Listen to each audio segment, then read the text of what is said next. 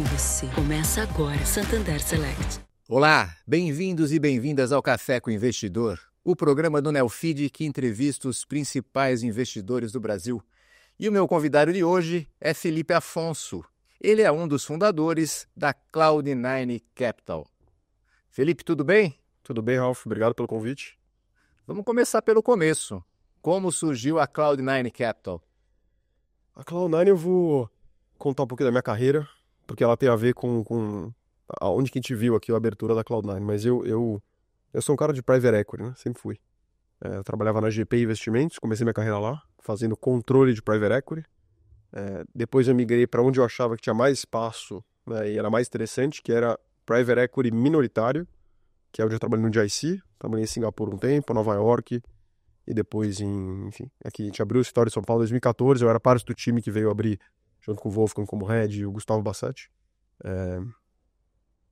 E lá a gente teve essa cabeça de apoiar bons empreendedores, né? Então, na cabeça da GP era, a gente compra controle da empresa, a gente consegue executar melhor que o empreendedor que está lá no dia a dia. No GIC era, eu vou pegar um cara que é muito bom e dar gasolina para ele e vou, obviamente, apoiar, né, esse empreendedor. E isso deu muito certo, né? Investimentos de GIC Smart Fit, que hoje eu estou de volta no conselho. A gente pegou uma empresa pequenininha, hoje, enfim, tá onde está. Redditor, Hotmart, vai do mundo mais de tecnologia. E esse negócio deu muito certo em geral, mas a dificuldade do GIC era tamanho de cheque, né? E cheques muito grandes, e ele era menos focado no mercado de tecnologia. E eu olhei e falei, acho que a migração do private equity de controle para minoritário fazia sentido. As melhores empresas não querem vender controle tipicamente, e eu achei que era um lugar mais ao sol ali para investir. E eu olhei que a tecnologia ia ser o próximo lugar ao sol. Eu falei, acho que não sei se a galera vai ganhar tanto mais dinheiro investindo em faculdade, investindo em, né, business economia real. Obviamente tem dinheiro para ganhar, mas no Brasil tem menos porque você não tem o LBO, né? O modelo americano você compra uma fábrica de parafuso que cresce 4% ao ano e coloca dívida nela, a fábrica de parafuso dá 30% de retorno em dólar, 25% em dólar, dependendo de quanto você pagar, porque você tem um retorno basicamente de geração de caixa e de leverage. Esse é o tema todo da indústria americana. E aqui não tem, né? A dívida é cara, a dívida não é abundante que nem lá, você não consegue alavancar 6 vezes EBITDA, aquelas coisas, esquece. Então aqui você tem que ganhar dinheiro com crescimento, e eu olhei o crescimento em tecnologia sendo muito mais agressivo que na economia real, e eu queria aprender demais desse mercado, e aí eu fui pro SoftBank, que foi uma passagem super legal. Você esteve no começo do SoftBank aqui na América Latina? Sim, eu fui entre os 5, 6 primeiros pessoas aqui no Brasil. Eles chegaram em 2019 exatamente quando começou esse boom aí de investimentos em tecnologia no Brasil. Exatamente. Eu fui um dos primeiros caras aqui do Brasil, um dos 5 primeiros, se eu não me engano. E foi super bacana a experiência lá. Primeiro porque o SoftBank estava no meio do olho do furacão, né? Como era o fundo que tinha mais dinheiro disparado, todo mundo queria se conectar, né? Todos os fundos, todos os empreendedores, os fundos gringos, os bancos. Então foi bem bacana para eu me inserir de uma forma meio relâmpago aí no mercado de tecnologia. Em um ano eu conhecia todo mundo, era próximo do pessoal, então foi muito legal esse negócio. Mas o que eu percebi, eu acho que eu virei um empreendedor, né? Eu, a Noah e o Serson, nós 3 viramos empreendedores aqui do mercado de, né, alocação de capital, mas empreendedores. E acho que empreendedor busca dores no mercado. E a dor que eu identifiquei na época que eu estava no SoftBank tinham 2, né? Nos LPs, né, nos investidores, tem uma dor, e tem ainda, e vamos falar um pouco do mercado de VC depois, mas a dor é grande. Né? Se você entrevistar as famílias e os alocadores que investem nos fundos de VCs, vão ser reações mistas aí, na melhor das hipóteses. E você tem aqui um problema dos empreendedores, o capital era muito concentrado num perfil de empreendedor específico. Né? Eu acho que o nosso modelo de venture capital é muito parecido com o mercado americano. Então a gente estava olhando para coisas parecidas, né? Basicamente a capacidade de fundraising do empreendedor é muito importante. E quando eu tinha histórias um pouco mais tortas, talvez um jeito de falar, ou empreendedores que não são o cara típico aí do mercado de VC, ou teses que não são o típico do mercado de VC, esse cara ficava fora. Então, mesmo em 2021, quando tinha dinheiro abundante, era abundante para uma parcela pequena dos empreendedores. Você tinha massa de empreendedor brasileiro que não tinha acesso ao capital, não conseguia levantar, não conseguia se conectar com a Faria Lima. Então a ideia foi essa, a gente queria resolver essa dor de ter dinheiro para apoiar esses bons empreendedores, né, de um lado, e conseguir, enfim, né, fazer apostas aí mais certeiras. Aí você saiu do SoftBank e criou a Cloud9. Exatamente. Foi quando? 2022? A gente saiu em 2021, e aí até, enfim, estruturar a gestora, a gente começou a operar de fato em 22, comecinho de 22. E a gestora captou quanto? Hoje a gente tem próximo de 500 milhões de reais sob gestão, mais ou menos. São 300 e pouquinho pelo fundo, e aí veículos de co-investimento. E quantos investimentos vocês já fizeram desde então? 5. Então vocês são bem pé no chão, assim, não saem investindo adoidado ali como aconteceu naquele período louco de 2021. A gente tem gente que acha que a gente é venture capital porque a gente investe em software, não investe em tecnologia, mas a gente é um fundo de early growth, tá? Acho que o jeito de pensar na gente é uma mini General Atlantic, uma mini Warburg Pincus, uma mini Riverwood, mini no sentido de a gente pega o estágio anterior dessa turma, mas com uma filosofia parecida. 1, 2, no máximo 3 deals por ano. Assim, no máximo, digo, a gente nunca fez 3 deals por ano. Teoricamente, mas 3 deals por ano. Na prática, 1, 2 deals por ano, para um portfólio bem concentrado. Então, por fundo, a gente vai ter 7 empresas, talvez 8, versus um VC talvez tenha 20, 30, depende do estágio dele, depende do que ele faz. Então é isso aí, é uma coisa mais devagar. Felipe, a gente vai agora, daqui a pouquinho, falar mais detalhado das suas teses, mas antes a gente vai dar uma rápida parada para que você possa ouvir uma mensagem do nosso patrocinador. Olá, sou o Franco Fasoli, sócio-diretor do segmento Empresas do Santander. Estamos inaugurando um momento especial. Acabamos de relançar a nossa marca, como Santander Empresas. Essa é uma revitalização da marca que acompanha nosso negócio. Desde o começo de 2024, lançamos um modelo de atendimento humanizado, único no mercado, não focado apenas nas nossas lojas, mas vai até os nossos clientes. Com isso, reforçamos nosso compromisso de proximidade, nos colocando sempre disponíveis e integrados ao seu negócio. Inovamos também no portfólio e lançamos uma oferta focada no relacionamento, na qual quanto mais você usa, mais benefícios você pode ganhar. Desde isenção de tarifas a transações grátis, na conta e também na maquininha. Isso sem deixar de lado todo o ecossistema Santander que está à disposição de todos os tipos e tamanhos de negócios, com soluções financeiras e não financeiras, incluído o Programa Avançar, que tem foco na capacitação e crescimento das empresas, e até mesmo soluções de internacionalização para seu negócio. O Santander Empresas começa todos os dias com você. Para saber mais sobre o Santander Empresas, acesse nosso site e siga Santander Empresas Brasil nas redes sociais. Até logo!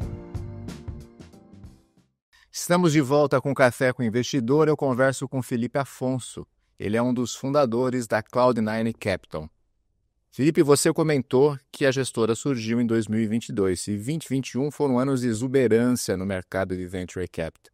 22 e 23 foi quando o mercado começou a esfriar, veio o que ficou conhecido como o inverno das startups, e aí ficou mais difícil investir, ou seja, muitas startups tiveram dificuldade para receber investimentos.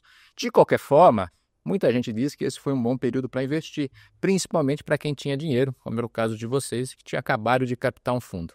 Isso é verdade? Em partes. O mercado de líquidos, ele tem um lag. O mercado de bolsa, saiu uma notícia, vamos lá, semana passada, nas últimas semanas, né? Teve os anúncios do nosso governo.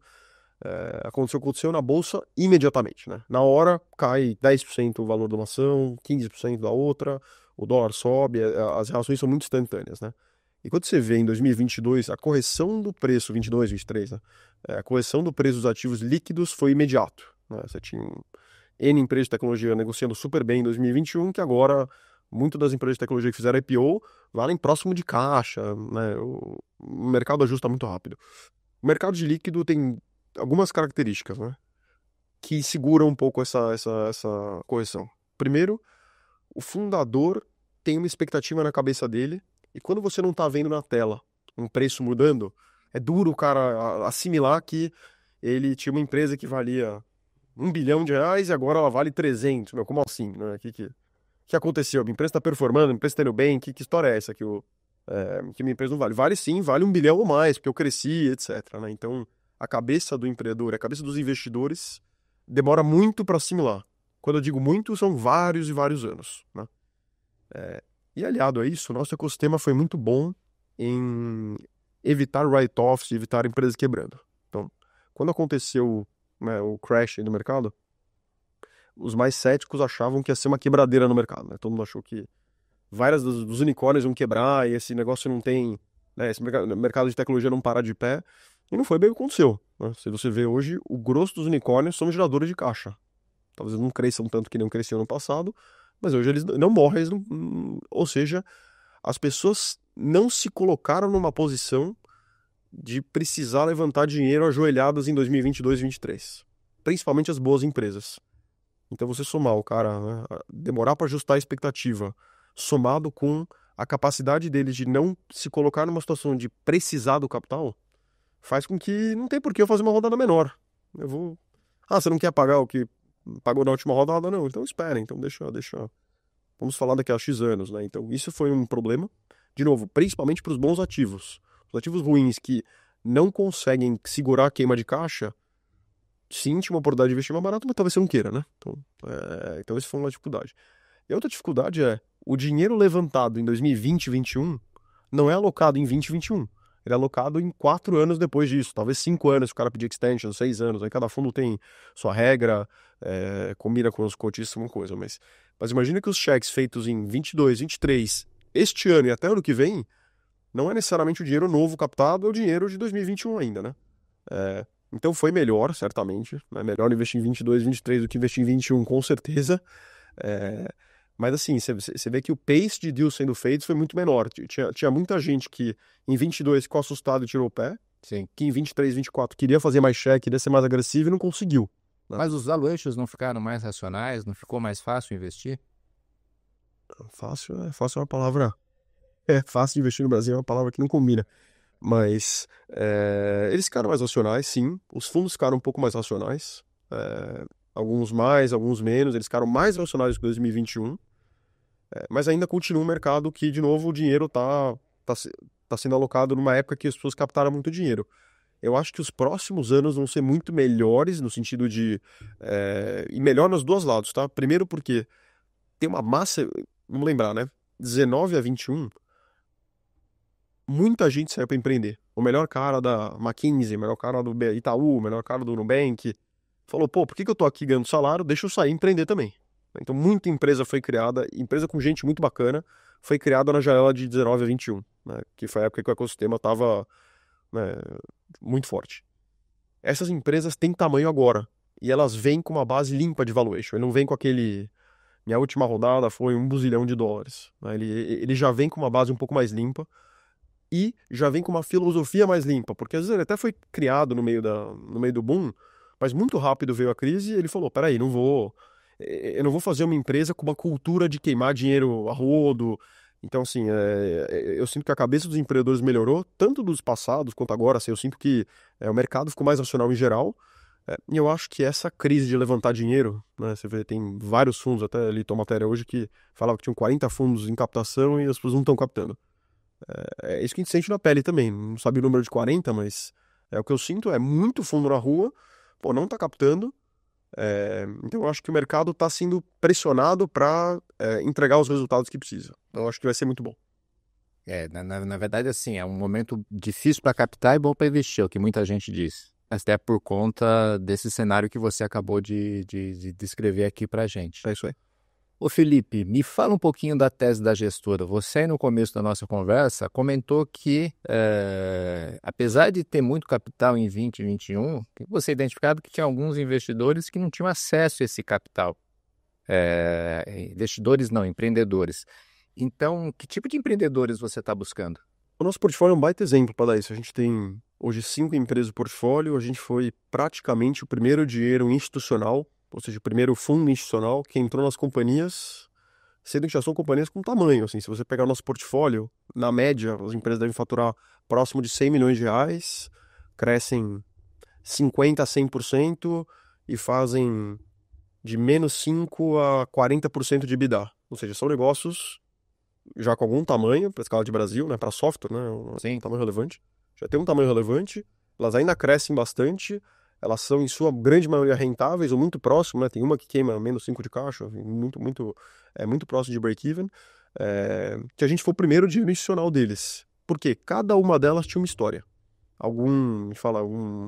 algum motivo que ele desencaixava um pouco da tese do VC e que a gente foi e puxou de volta. E tipicamente, o cara que a gente gosta, falando aqui de tese de gestura, a gente gosta do empreendedor que é muito bom no que a gente não consegue ajudar ele, mas não necessariamente é tão bom nas partes que a gente pode ajudar. Vou dar um exemplo.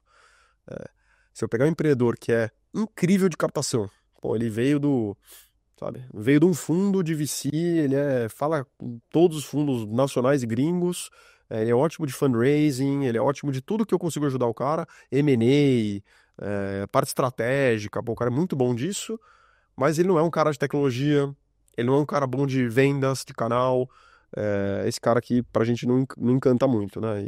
E aí, obviamente, falando mal de ninguém, pelo amor de Deus, mas tem um perfil de caras que gostam de palestra, vem tá na palestrinha, tá no Brasil de Silicon Valley, tá não sei aonde, tá no conferência New York Week, etc, etc. Esse cara aqui, ele navega bem nesse mundo, entendeu? Ele é convidado pelos bancos para ir nas conferências, nas feiras, etc. O cara que a gente gosta é o cara que tá muito preocupado com o business dele. Ele dorme e acorda pensando nisso, ele não tá nem aí para conhecer investidor, ele não se importa quase tanto com isso. Na lista de 10 prioridades dele, nenhuma das 10 é fazer relacionamento com o banco, com o investidor, com nada disso. Ele é um cara muito bom em produto, venda, tem uma visão clara do que ele quer construir, conhece bem a indústria dele e a gente entra para ser um parceiro dele. Então, um dos motivos que a gente tem 7 empresas de portfólio e hoje são 3 sócios da Cloud9. Eu não sou som. Ou seja, cada sócio aqui da Cloud vai ter 2, talvez 3 empresas para cuidar no fundo. De verdade, a gente quer ser quase não co-founder, não é isso, mas a gente quer ser de fato um parceiro que ele pode contar. Que ele pode contar para o M&A, que ele pode contar na parte estratégica. Então é um perfil específico de fundador diferente, talvez. E a gente não se importa em deals enrolados, a gente não se importa numa empresa que não tem um número organizado, a gente consegue arrumar essa parte. Então essa é a primeira parte da tese.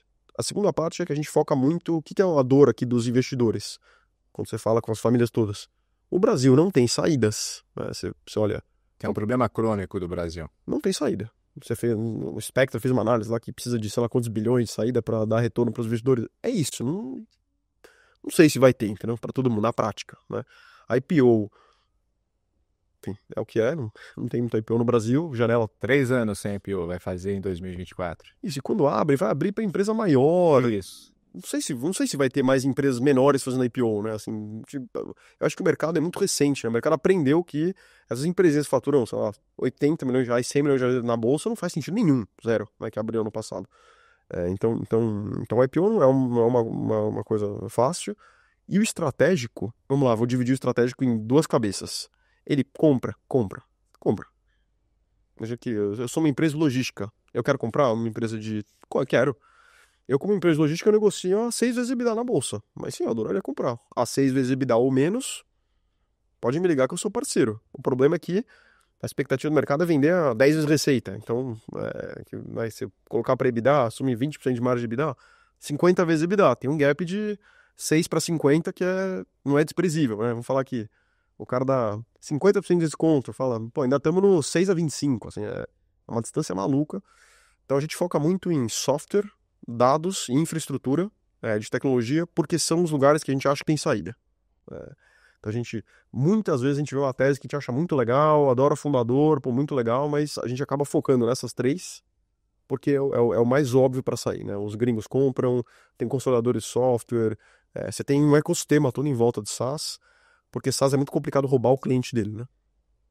Uma vez que o software entra, você roubar, você conquistar aquele cliente é bem mais difícil, bem mais caro, então tem a saída. E a outra parte da nossa tese é estruturas. A gente é muito flexível. Então, o cara que é equity para crescer, a gente coloca numa boa, que é o deal tradicional, dinheiro para crescer.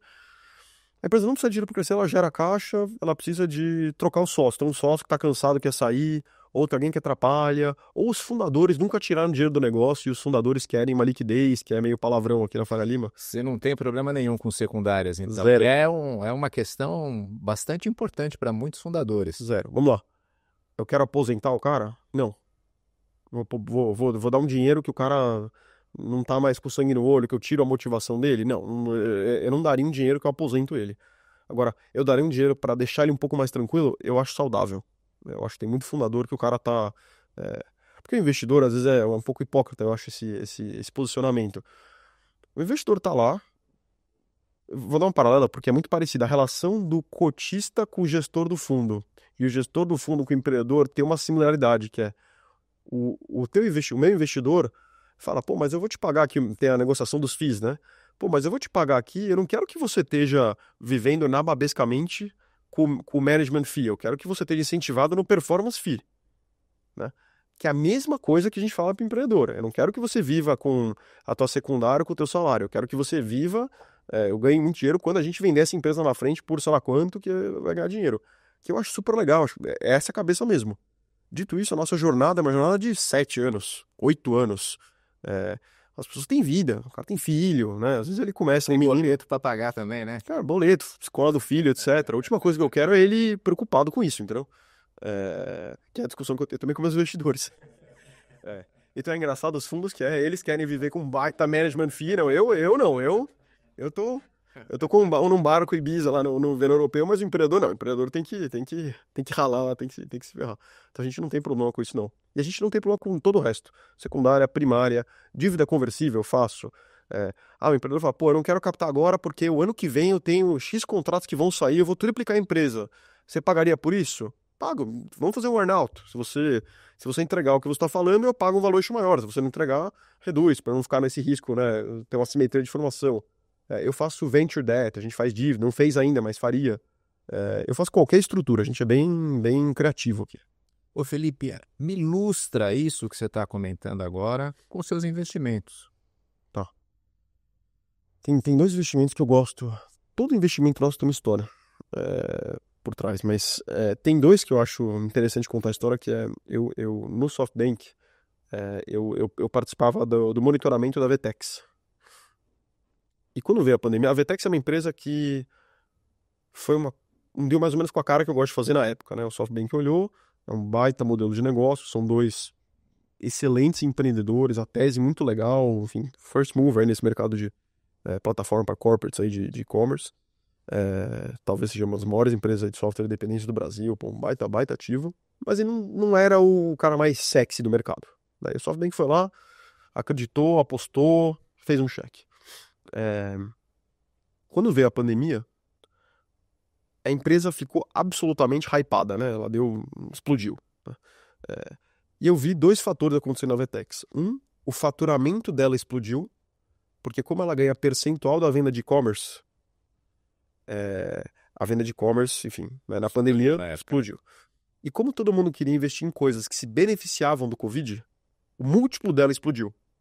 Então você teve um efeito duplo, né? Faturamento inflado com múltiplo inflado, o valuation foi onde foi. Né?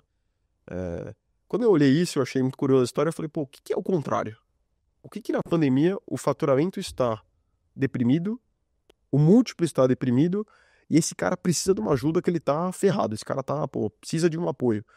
E a gente tem 2 empresas de portfólio que vieram dessa tese broad, que é a OnFly e a Zig, que por acaso são algumas das melhores empresas do nosso portfólio.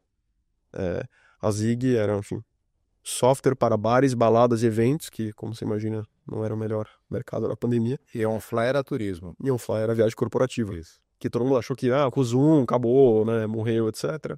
A gente achava que não, pelo contrário. E Zig, a OnFly a gente fez um pouco mais para frente, faz 1 ano e meio que a gente fechou no OnFly, talvez um pouco mais. Um ano e alguns meses que a gente fechou no OnFly. E a Zig a gente investiu ali mais no final de 2021, que também ele estava começando a recuperar ali no Covid, e a gente foi lá, colocou um dinheiro, limpou o cap table dele tinha, enfim, estratégico no meio, tinha, enfim, a empresa era bem enroscada nesse sentido. A gente limpou o cap table, deu uma primária para eles crescerem, a gente financiou a aquisição da NetPDV, que era o competidor número 2, e a Zig, quando voltou ao mercado, ela estava, enfim, com dinheiro, com a equipe, com o produto, com o M&A, com os contratos lá do outro, ela estava mega posicionada para acontecer o que aconteceu, né? Hoje ela domina aí o mercado de entretenimento no Brasil, inclusive fora do Brasil a gente está crescendo super rápido, crescendo na Europa e no México, enormes contratos lá fora, Tomorrowland, enfim, estádio de futebol do Benfica, eles estão pegando um monte de coisa já fora do Brasil, que é legal ver assim, o dinheiro de fato impactando uma empresa com, sei lá, 600 funcionários que poderia ter quebrado, poderia não estar em lugar nenhum hoje. Então esse é um exemplo. Ninguém ia olhar isso daqui na época. Acho difícil um fundo de VC ter esse estômago que a gente teve de falar, não, não vou. O bacana é coisa de Covid, eu vou olhar o oposto. Vocês investiram na época da Covid ou um pouco depois, quando já o mercado já estava começando a se normalizar? A gente falou com os dois, eu conheci os dois já há um tempo, né? Principalmente OnFly, a gente falava um pouco antes. Eles quase quebraram, né? E o empreendedor conta essa história com a maior naturalidade. Todos quase quebraram. Porque, de fato, qual é o modelo de negócio dos dois? Eles não cobram reais por mês, eles não cobram o fixo. Não software, que é um boletim que vai pagar fixo todo mês. Tanto a Zig quanto a OnFly, elas cobram um percentual do volume transacionado, broadly speaking. Então esse negócio foi para zero. O faturamento dele, de fato, imagina você tem uma empresa, imagina você tá aqui no Neofeed, você tem custo, tem escritório, tem funcionário, etc. Imagina, de repente, falou, Ralf, agora zerou. Zerou, não zerou agora. Zerou, não sabemos quando volta.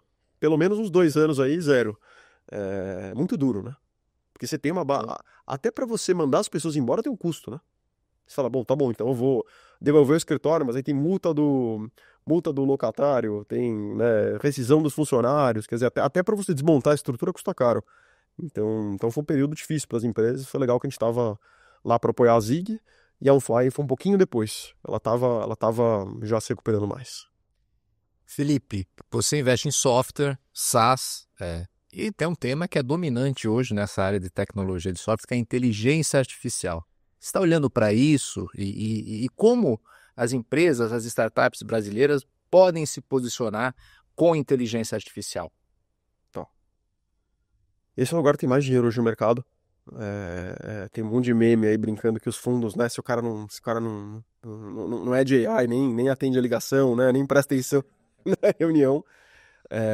Então, de fato, tem um interesse muito grande dos investidores, da comunidade inteira. E aí o interesse é geral. Porque muitas das ondas que vieram, elas eram ondas que... Não é que elas demoraram para acontecer, mas pega a internet. Quando lançou a internet, não é que o pessoal ficou louco, nossa, a internet vai mudar o mundo, olha o que dá pra fazer. Ela foi baby steps, né? Tem até uma entrevista famosa lá do Bill Gates, esqueci quem tava entrevistando ele, que o cara ficava zoando o Bill Gates, pô, mas o que dá pra fazer na internet? O cara, dá pra ver o jogo. Ele, pô, mas eu vejo na TV. Mas dá pra... Não, mas eu ouço no rádio. A internet não serve pra nada, né? Demorou. Então tem ondas como essa, o smartphone. Quando lançou o iPhone, eu tinha o BlackBerry. Eu falei, imagina como comprar iPhone. Coisa de bobo ficar numa tela. Qual é a diferença, né? Eu tenho o BBM, o BlackBerry liga, manda mensagem, tem o BBM, faz vídeo. Fácil de digitar ainda por cima. Tinha as teclas, falei, esquece, esse negócio de iPhone não vai pegar nunca, né? Então, talvez eu era mais cético, mas não era tão óbvio. E você teve ondas mais técnicas, por exemplo, a onda do cloud. Que o cidadão médio, né, o que é? Né, imagina uma pessoa que não é técnica. Inclusive, quando lançou, né, quando começou o papo do cloud, os CTOs eram meio divididos, não era óbvio. Com certeza a cloud é o melhor. Tinha cara que falava, não, o on-premise é mais seguro, o on-premise é mais estável, não dá para confiar numa cloud pública. A onda de AI é muito impressionante porque entrou até primeiro no B2C, né? Hoje em dia, muita gente tem o ChatGPT, eu tenho. Mas o ChatGPT é responsável por isso. A inteligência artificial existe há muito tempo. Exato. Que ela chegou ao mainstreaming com o ChatGPT. Com o ChatGPT, sim. Teve uma evolução de tecnologias que estão permitindo o pace de evolução ser muito rápido. E como ficou muito popular esse tema, de novo, todo mundo consegue ver com os olhos o que o AI pode fazer. Hoje eu tenho 3 filhos. Meu filho pede história para dormir. Primeira vez que eu usei o ChatGPT, eu baixei o ChatGPT à noite, aí eu tinha que colocar meu filho pra dormir, ele falou, papai, eu queria uma história do, sei lá, que ele falou, o personagem que ele queria, o Bowser com o Mario, com o McQueen, com não sei o que, onde tem uma história com o McQueen, o Bowser, isso é uma baita história, eu li, ele adorou, agora depois, difícil lembrar depois da história. Mas assim, todo mundo consegue ver com os próprios olhos o que a AI pode fazer, e como que ela poderia, de fato, substituir tudo, né? A aplicação é muito ampla, né? A gente nem começou a tocar nisso, mas, mas de fato as pessoas conseguem ver com os próprios olhos, então é uma onda mais rápida que o normal, né? Eu vejo, por exemplo, todo board de companhia se discute AI full, né? Difícil um board de uma companhia que nunca falou, pô, né? Como é que a gente pode usar AI ou para lançar um produto novo, ou para economizar custo aqui, ou para a gente streamline processos, né? Aonde que a gente está aplicando esse tipo de tecnologia? Então, de fato, AI, enfim, todo mundo quer investir, é o grande tema, é o grande tema dos próximos anos. E você está investindo? Eu estou investindo, sim. Sim, a gente está investindo. Tem uma empresa nossa aqui, a Cilia, por exemplo, que é um exemplo legal disso. E aí, vamos lá, e a AI eu vou dividir em alguns buckets aqui. Tem o cara que faz uma AI, eu vou dar o exemplo da Cilia, que é o AI mais proprietário. Então, o que a Cilia faz, ela é um software que conecta seguradoras com oficinas mecânicas. Nossa tese lá é que ele é um software bem importante no processo de seguradoras, porque imagina que bate um carro segurado pela Bradesco Seguros, por exemplo, e a Bradesco precisa validar aquele reparo. A oficina fala, custa 10 mil reais, e a Bradesco precisa saber se realmente custa 10 mil, se custa 5, e o cara colocou tudo errado e tal. A gente é um software de orçamentação na oficina mecânica, a gente é um software de gestão de sinistro na seguradora que conecta essas duas partes. Então é quase um SaaS-enabled marketplace, a gente fala, marketplace com software no meio. O que ele tem? Nos últimos X anos, toda a batida de carro de uma seguradora, ele tem qual foi o orçamento feito, o que era o reparo que tinha que ser feito, as horas de reparo, a peça, etc. tal, e a foto da batida daquele carro por N ângulos, porque para a seguradora validar tem que ter as fotos e tem que ter esse orçamento, as peças e tal.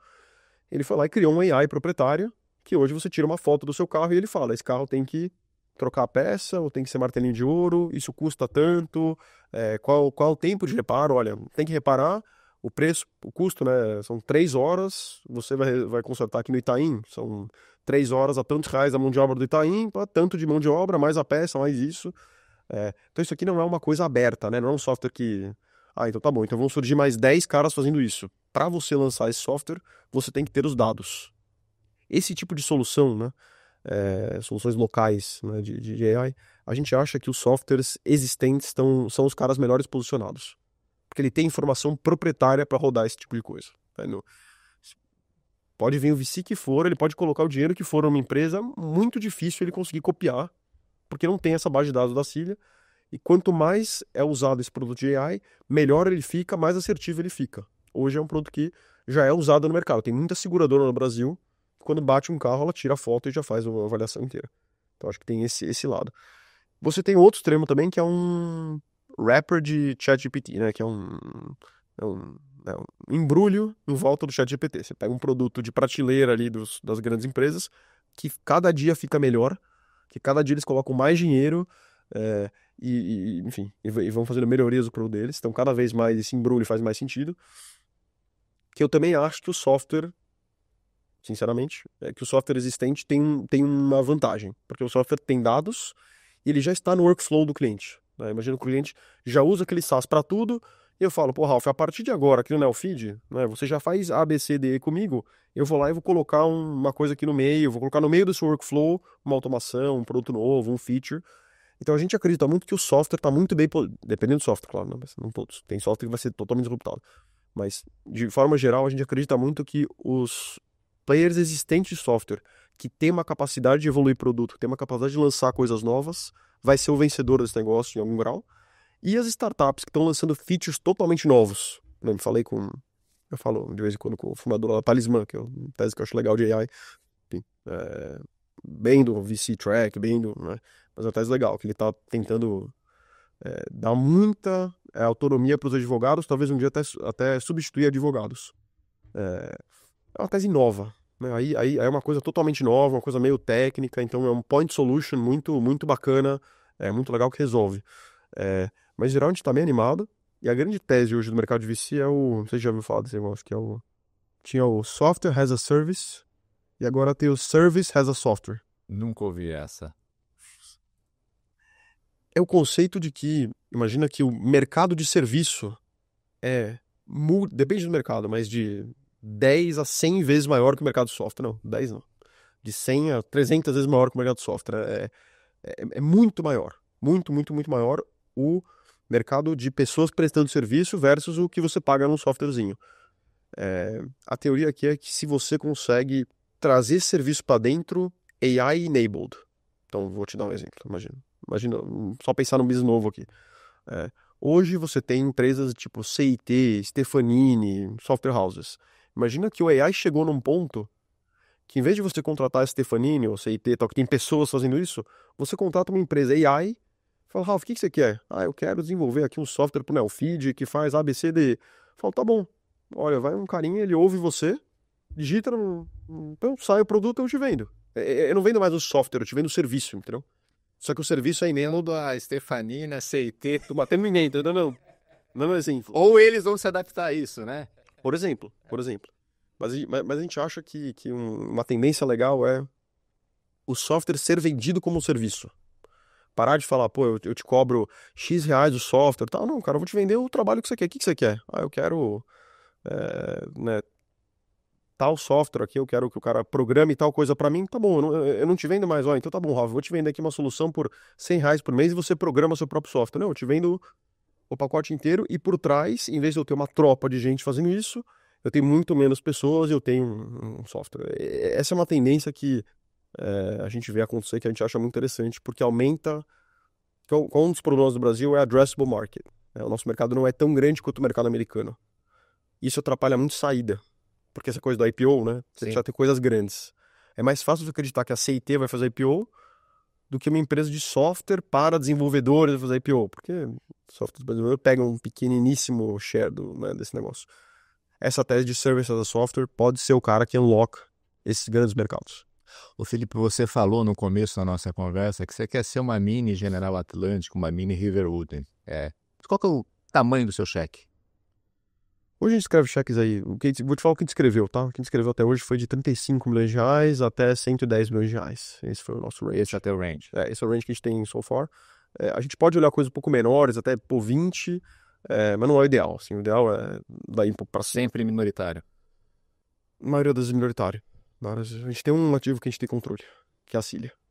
A Cilia a gente tem controle, mas um caso muito específico, que era os anjos tinham controle e a gente comprou os anjos e manteve os fundadores exatamente como eles estavam. Então é um controle que a gente manteve o fundador, manteve o Daniel, que é o fundador da Cilia, o cara, assim, 10 de 10, baita empreendedor. Se você não conheceu, vale a pena. A gente manteve, né, ele continua como CEO, continua todo o time de fundadores lá, a gente só basicamente tirou. É um controle mais soft. De novo, outro exemplo de uma coisa meio fora da caixa, né? Um deal que, de novo, também menos gente talvez faria. E de Goiás, né? No caso da Cilia, que é totalmente fora do eixo Rio-São Paulo, onde os VCs investem. É isso mesmo. Ele fora do VC, mas, pô, empresa, né, tem o CEA lá de Goiânia, tem muito talento em Goiânia, o FG é muito, muito bom para formar talento, então a gente até tá procurando mais ativos em Goiânia, realmente. Felipe, estamos chegando no final da nossa conversa. No final eu faço um bate-bola, perguntas e respostas rápidas. Vamos lá? Bora. Então me conta um investimento que você se arrepende. Tem alguns. Eu acho que na Cloud9 a gente ainda não teve nenhum, porque a gente é um pouco mais conservador. Então a gente hoje, todas as empresas vão muito bem, os empreendedores estão bem. Se eu pudesse voltar no tempo, eu faria tudo de novo.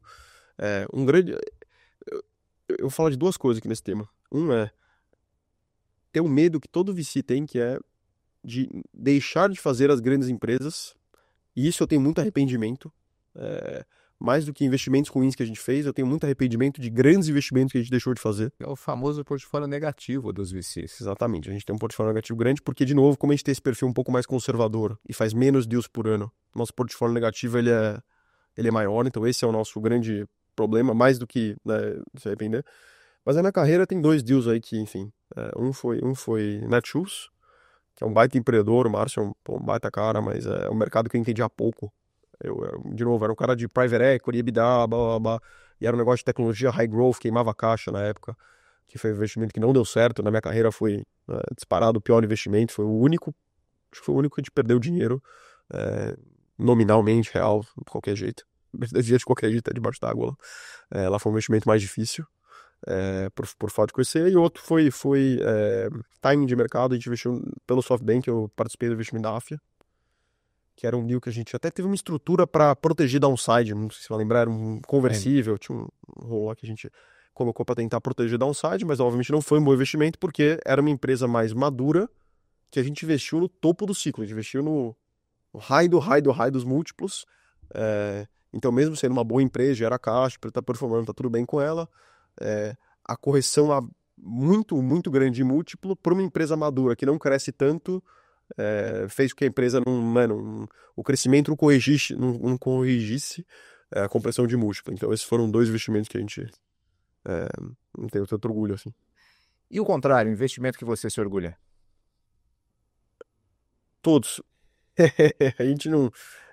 acho que lá são 5 filhos e a gente não quer fazer diferença, mas assim, excluindo qual que performa melhor, qual que performa pior, etc. Tal, um que eu tenho muito orgulho é da Zig, porque eu acredito que o nosso capital foi muito importante para a companhia, né? A gente pegou a companhia com pouquíssimos funcionários, a situação é que eles tinham demitido o time de tecnologia inteiro, demitido o time de financeiro inteiro praticamente, a empresa estava no chão, porque fez o que fez para poder sobreviver, e ainda tinha uma questão do estratégico, que tinha um percentual na Zig com uma governança super complicada, que na prática ia fazer com que a Zig nunca conseguisse levantar dinheiro com venture capital na vida, com aquele contrato, que a gente conseguiu destravar tudo isso. A gente deu dinheiro para eles crescerem, para eles montarem o produto deles, para eles comprarem o competidor.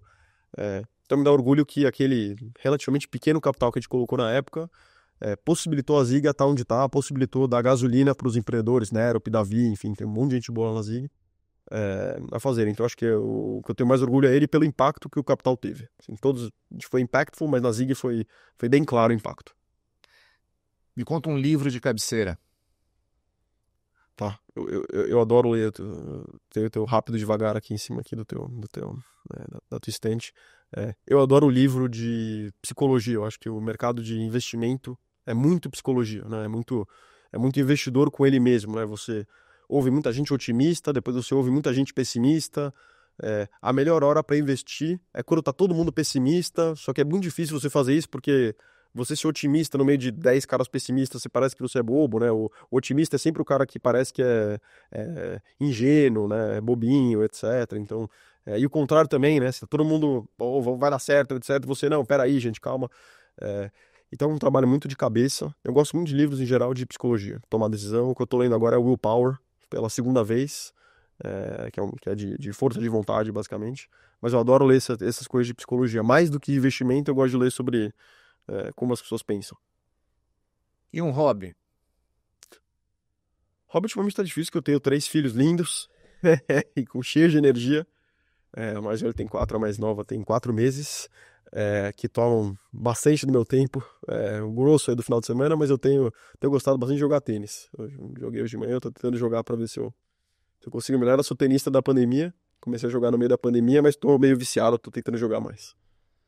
Felipe, e para finalizar, todo mundo tem uma frase ou um mantra que leva para a vida. Qual a sua frase? Tem muita mantra, mas uma frase que eu gosto muito é que você é o que você faz repetidamente. Então, excelência é um hábito, não algo pontual. Então, eu acredito que como você faz uma coisa é como você faz tudo. Então, acho que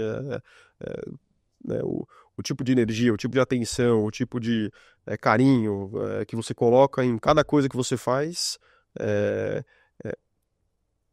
você consegue levar isso para tua vida inteira. Eu acho que, em geral, o cara que fala, não, eu só vou dar o gás, eu só vou fazer muito bem feito quando for uma coisa especial, na prática, não sei se é bem por aí. Assim, em geral, eu acho que tudo é um pouco hábito na vida. Felipe, muito obrigado aqui pela conversa e para a gente conhecer um pouquinho mais da Cloud9. Obrigado, Rafa, pelo tempo. Muito legal participar. Enfim, vocês são... anunciamos a gestora com você, relação super próxima, então bacana participar. A gente é mais bicho do mato, mas com você é sempre bacana. Obrigado, Felipe. Este foi o Café com o Investidor. Eu conversei com o Felipe Afonso, ele é um dos fundadores da Cloud9 Capital. Você pode assistir esse programa nas páginas do Neofeed, neofeed.com.br, ou na nossa página no YouTube. Agora, se você prefere ouvir, escolhe aí o seu tocador preferido de podcasts, siga a gente e espalhe a palavra. Obrigado e até o próximo episódio.